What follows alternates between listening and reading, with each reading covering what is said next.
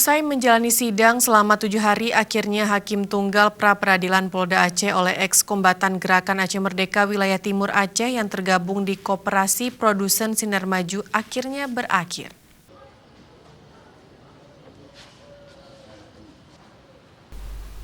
Beginilah situasi di luar ruang sidang pra-peradilan Polda Aceh oleh eks-kombatan Aceh Merdeka Wilayah Timur Aceh.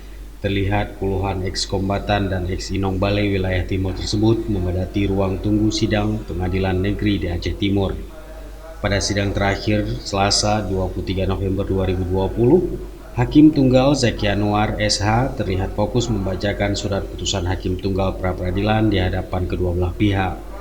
Dari hasil kesimpulan pembacaan putusan tersebut, Hakim menyatakan permohonan pemohon dinyatakan keseluruhannya ditolak.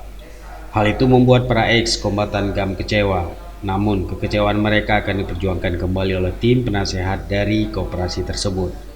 Pengacara koperasi Husin Rambe menjelaskan pihaknya tetap menghargai keputusan Hakim. Namun hal itu membuat para tim kuasa hukum semangat untuk melaporkan Hakim Tunggal ke Mahkamah Yudisial.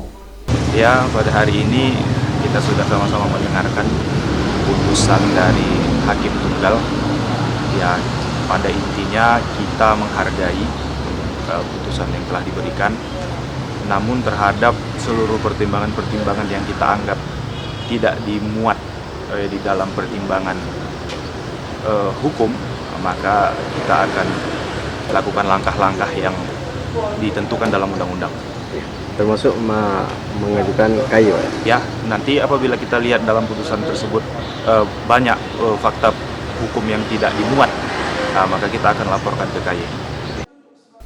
Hal itu terjadi jika pengacara koperasi menemukan hal-hal yang bersifat tidak sesuai dengan hukum. Dari Aceh Timur, Tim Liputan Aceh TV melaporkan.